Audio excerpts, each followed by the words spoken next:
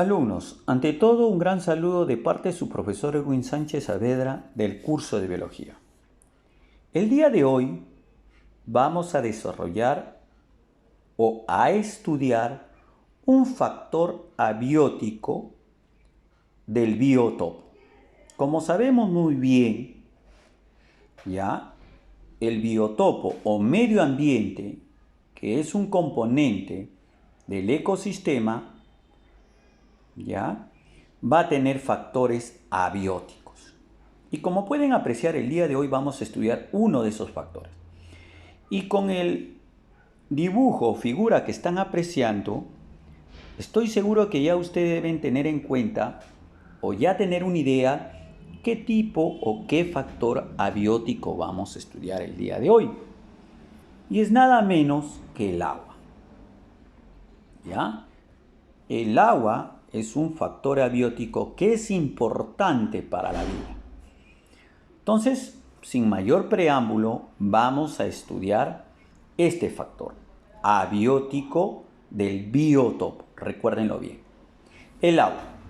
El agua es una biomolécula que es la más abundante de la Tierra, teniendo aproximadamente 500 kilómetros cúbicos. A la vez también es la biomolécula más abundante en los seres vivos, representando en promedio en la célula o en la vida un 80% de su presencia, como también en el cuerpo humano un promedio de 60%. El porcentaje del agua en el cuerpo humano se los voy a brindar para que ustedes tengan o sepan la importancia del agua en nuestro cuerpo humano. Y es variable. Puede haber una presencia de 90%, 70%, 65% y 60% como promedio. ¿Y cómo así?, se preguntarán ustedes. Por ejemplo, en el feto, ya, un 90%. En los niños, 70%. En los jóvenes y adultos, un 65%. Y en los ancianos, o de la tercera edad, 60%. Como ustedes pueden apreciar, a medida del transcurrir de nuestra vida, el porcentaje del volumen del agua en nuestro cuerpo va disminuyendo. Y eso quiero que quede bien claro también. Seguimos alumnos. El agua está presente en la naturaleza en 3 estados físicos, ¿ya? Y los vamos a estudiar. Un estado físico viene a ser el estado líquido, presente en la naturaleza en un porcentaje del 93%. Este estado líquido absorbe poco calor. ¿Qué quiere decir esto? Quiere decir que, mejor les explico a través de un ejemplo. En épocas de verano, nosotros, y ustedes lógicamente también, sentimos calor. Y cuando ese calor aumenta, comenzamos a transpirar. Entonces, decidimos nosotros darnos un duchazo. Pero en la ducha, nuestro cuerpo está en contacto con agua. ¿Pero en qué estado? En estado líquido. Y ese estado líquido del agua, en contacto con nuestro cuerpo, hace disminuir nuestra temperatura corporal. Pero no al extremo de sentir mucho frío. Eso quiere decir que el estado líquido del agua, reitero, absorbe poco calor. Pero hay un estado del agua que absorbe mucho calor. Y es el estado sólido, como el hielo, la nieve, etc. Presente en la naturaleza en un 7%. Su estado de congelación del agua, o sea, para que llegue al estado sólido, es que tiene que estar a 0 grados Celsius o grados centígrados. ¿Y por qué absorbe mucho calor? A ver, con otro ejemplo. Si tú vas a la sierra, aquellos que hayan tenido la oportunidad de conocer Ticlio, durante todo el año ese sitio está lleno de nieve, ¿no? Y a veces, ¿no?, la gente sale para ver y apreciar este paisaje, o a veces ustedes han ido a un nevado y ustedes saben que la nieve está en estado sólido. Entonces, pues, a veces estás en el ómnibus, en el auto que tiene calefacción, sales y vas a sentir un frío extremo. Como te reitero, está en estado sólido la nieve y en contacto con tu cuerpo te va a absorber el calor de tu cuerpo, pero en proporciones grandes. Por eso te lleva al frío extremo, que a veces tiriteas, como se dice. Otro estado del agua es el estado gaseoso, que no te doy un porcentaje porque es un estado de tránsito. Pero este estado, en contacto con tu cuerpo, emite calor. O sea, es todo lo contrario. Un ejemplo clásico es las personas que van o acuden a los saunas y comienzan a transpirar de sobremanera. ¿Por qué razón? Porque en los saunas ya hay vapor de agua que está en estado gaseoso, que cuando está en contacto con tu cuerpo te da calor, te emite calor y tú comienzas a transpirar. ¿Ya? Quiero que haya quedado claro en ese aspecto. Seguimos. La forma del agua.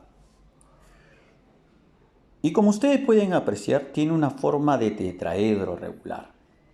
Ustedes se preguntarán, ¿qué es un tetraedro regular? Vamos a ver. Como ustedes aprecian en el esquema que les estoy dando, la molécula del agua está conformada por 3 átomos. 2 átomos de hidrógeno y un átomo de oxígeno, en la cual van a formar un enlace muy importante y es el enlace covalente polar, ¿ya? Formando un ángulo de 104,5 grados.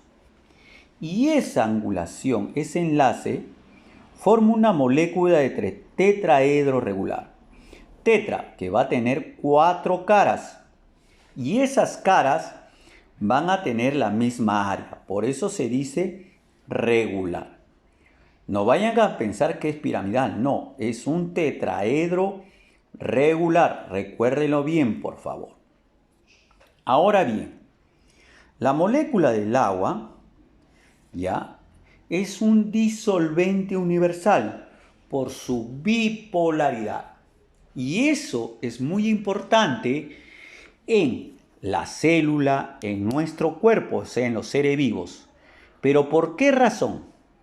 Porque gracias a esta facultad que tiene el agua de disolver cualquier molécula tarde o temprano, permite hacer reacciones químicas, desdoblando las moléculas y así permitiendo que la célula ya absorba o requiera de las moléculas disueltas. ¿Ya? Ahora, ¿pero por qué el agua, químicamente hablando, es un disolvente universal?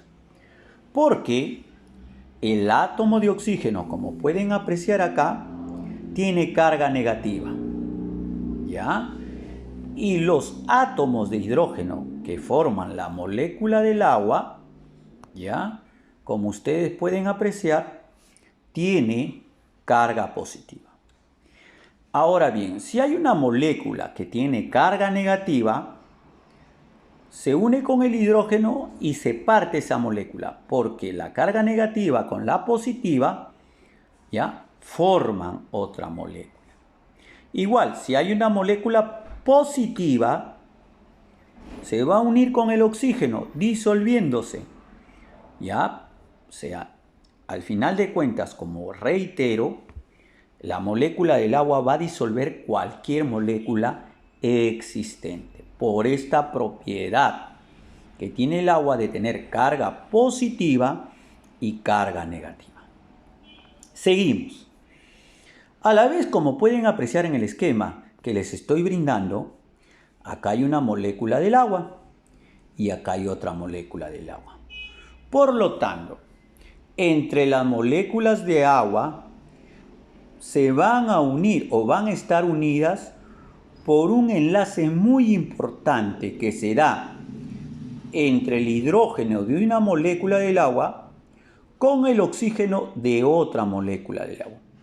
Y ese enlace se llama enlace puente de hidrógeno. Recuérdenlo bien, por favor. ¿Ya? Ahora, la molécula del agua, y esto lo estoy poniendo como nota para que a ustedes les quede claro y vean la importancia de estos conceptos, es que va a tener la molécula del agua la adhesión. ¿Y qué es la adhesión? Es la unión a otra molécula diferente. Y en la molécula del agua se da por la bipolaridad. ¿Qué quiere decir? Si hay una molécula X que tiene carga negativa, se va a unir con el hidrógeno. Pero si hay una molécula que tiene carga positiva, se va a unir con el oxígeno, que tiene carga negativa. Y esa es la adhesión. O sea, tiene la facultad de unirse a otra molécula diferente. Otra característica que tiene, o facultad que tiene la molécula del agua, es la cohesión. ¿Y qué es la cohesión? Es la unión a otra molécula igual. Y en el agua se da por el puente de hidrógeno. Como ustedes pueden apreciar, acá hay una molécula del agua y acá hay otra molécula del agua. Son iguales. ¿Ya? Y a través del puente de hidrógeno se unen, haciendo cohesión. Entonces, seguimos. Una de las características importantes que tiene el agua es la presencia de fuerzas intermoleculares llamadas puentes de hidrógeno, ¿ya? Que mantienen muy cohesionadamente a las moléculas del agua, dando las siguientes características o propiedades vitales para los seres vivos. ¿Ya? Y por lo tanto vamos a estudiar dichas características. Una de las características del agua que tiene es un alto calor específico. ¿Y qué es el alto calor específico? Que es el calor necesario para elevar su temperatura. O sea, el agua, para hacer hervir, tiene que pasar un buen tiempo. O sea que para elevar su temperatura necesita de mucho tiempo. O sea, ya, por lo tanto, tiene un elevado calor específico. Otra característica es que tiene un alto punto de ebullición. ¿Qué quiere decir? Es el valor de la temperatura para que el agua se evapore. Un ejemplo clásico, ¿no? Ustedes ponen a hervir y para que se evapore tiene que estar el agua no a 10, a 20 grados, sino a 100 grados Celsius o grados centígrados, como ustedes lo llaman. Ustedes ponen, por ejemplo, una mantequilla, que no es una molécula del agua, en calor el medio ambiente, viene en un determinado tiempo, desaparece. Se vuelve líquido y ahí se evapora rápidamente. Pero el agua no. El agua, para que ustedes vean que el agua se evapora, tiene que estar a 100 grados centígrados. O sea, el calor, o sea, el grado de temperatura es muy alto. Seguimos. Otra de las características importantes para los seres vivos que tiene el agua es que tiene una alta tensión superficial. ¿Y qué es la tensión superficial? Es la resistencia que tiene el agua, y entre moléculas de agua hay este puente de hidrógeno. Por lo tanto, es un enlace muy fuerte, ¿ya? Y eso permite que el agua tenga una alta tensión superficial, que es importante para los seres vivos. Es por esa razón que ustedes a veces han visto una hormiga o un zancudo que se posa en el agua y no se hunde. ¿Por qué? Porque el peso de una hormiga o de un zancudo ya es tan pequeño que este puente de hidrógeno que está en la molécula del agua no se rompe. O sea, la resistencia es fuerte.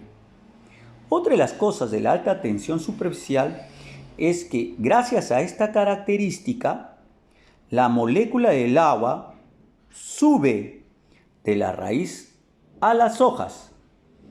¿Y cómo así?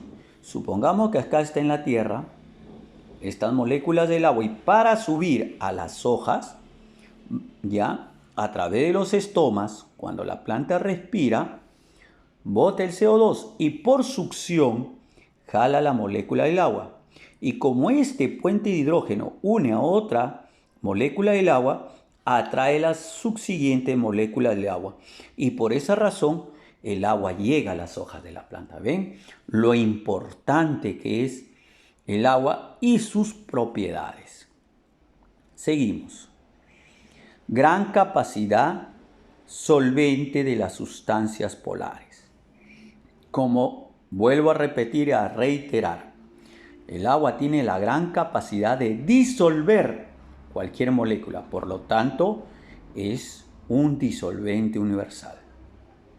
Ya les expliqué. Esta propiedad permite que los seres vivos en su interior tengan reacciones químicas que son necesarias para todo ser vivo. Seguimos. Tiene una densidad variable por el hecho que está presente en 3 estados físicos naturales en la naturaleza.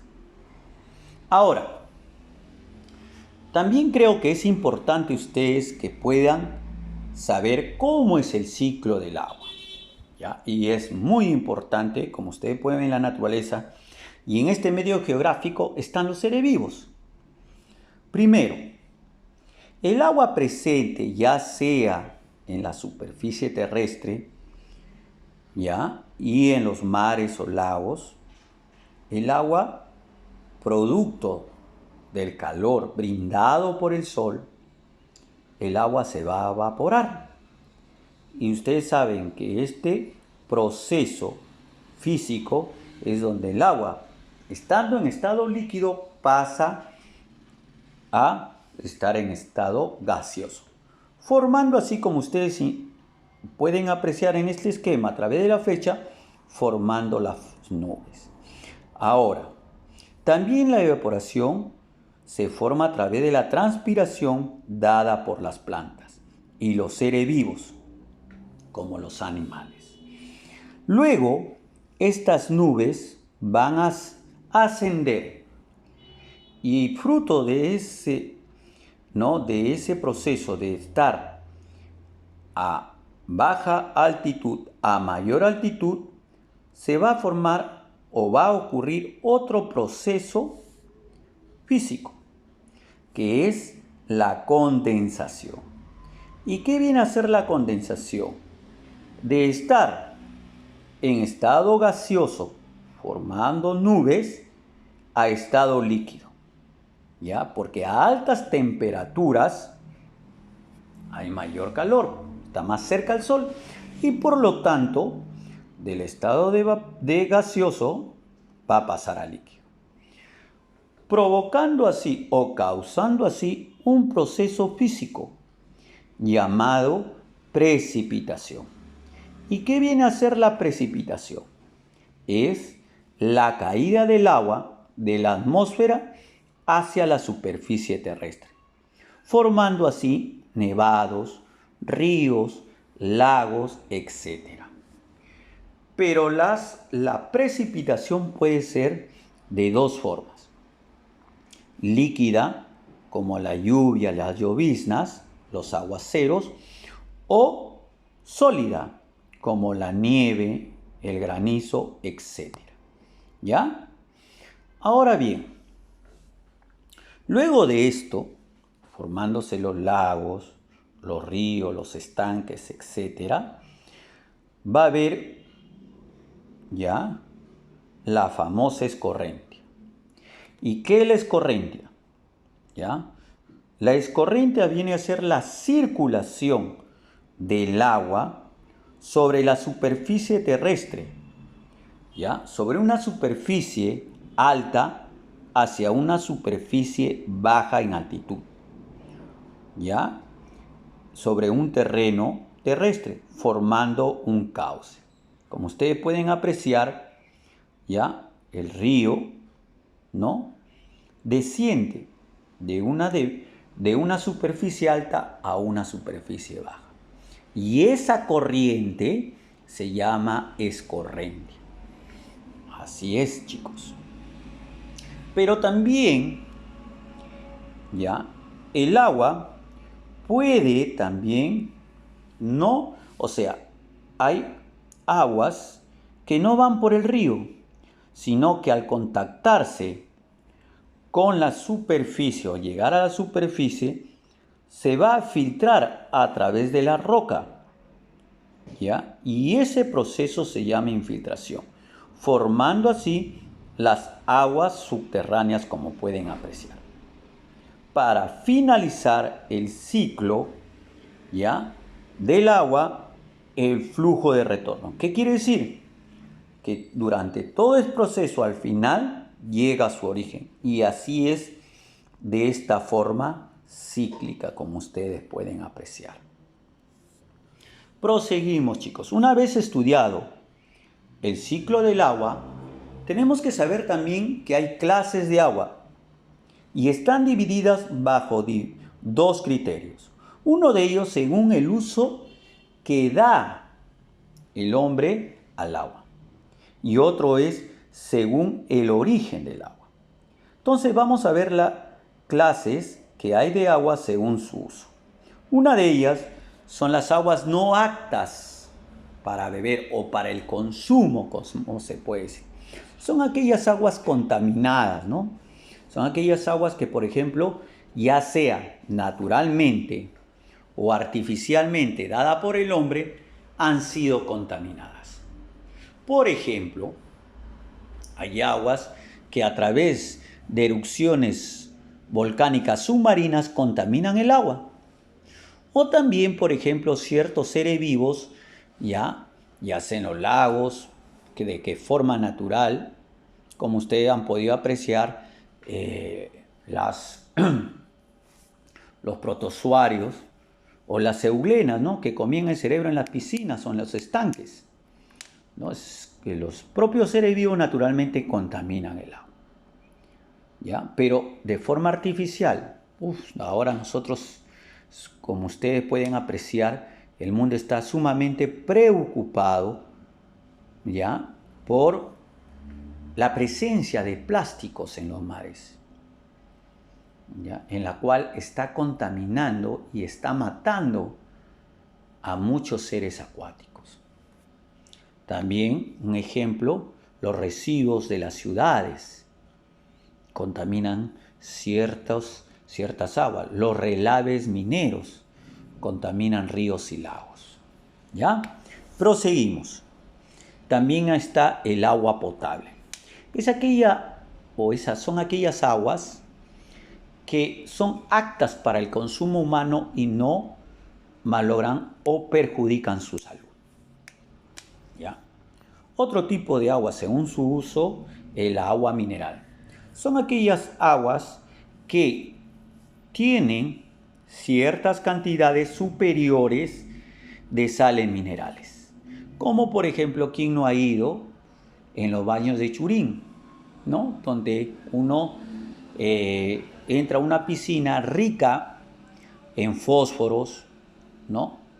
Y por la cual son mayormente utilizadas como aguas medicinales.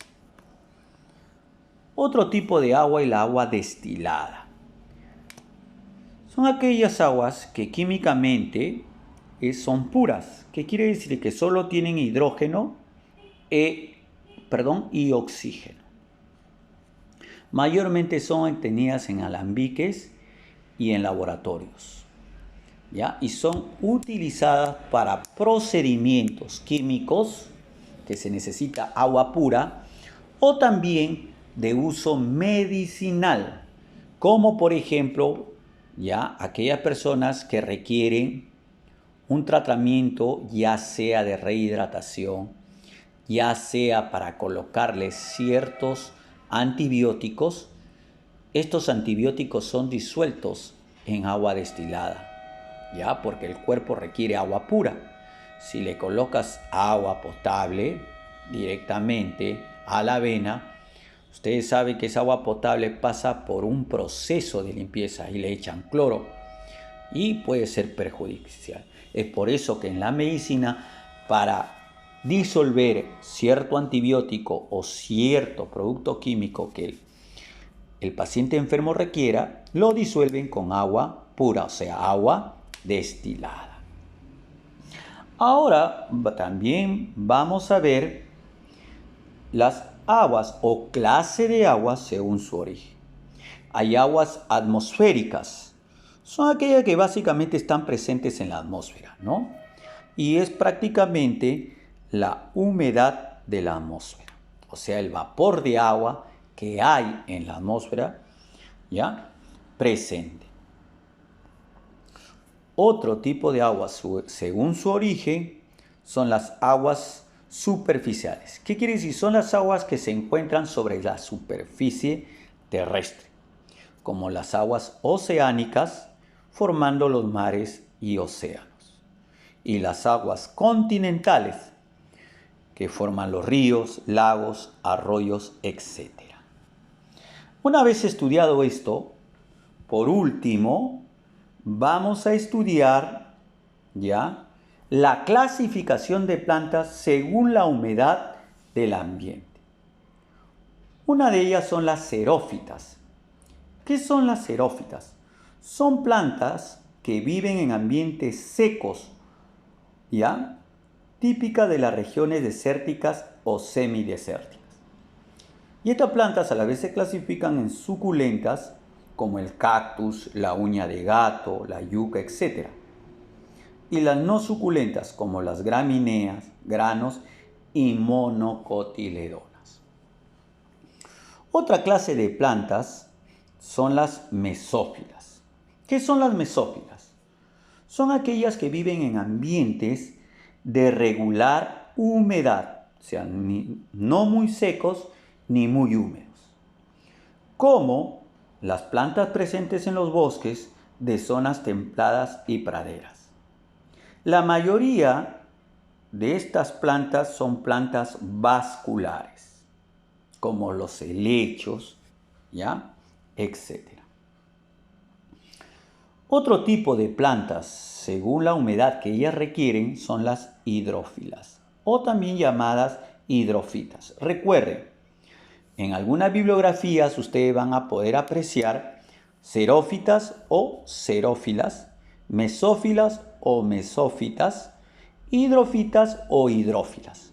Le he puesto a propósito para que ustedes puedan recordar este concepto que les estoy dando. Ahora, las xerófitas, o también llamadas hidrófilas, viven en ambientes con mucha humedad, ¿ya? Como cerca al agua o en superficies muy húmedas o parcialmente sumergidas, como por ejemplo la planta de arroz y lirio, las plantas acuáticas y los musgos. ¿Ya, alumnos? Bueno, damos por concluida la clase y quiero por favor que repasen los conceptos que les he dado. Y de ante todo agradezco su atención, ¿ya? De la clase. Muchas gracias. Hasta la próxima clase.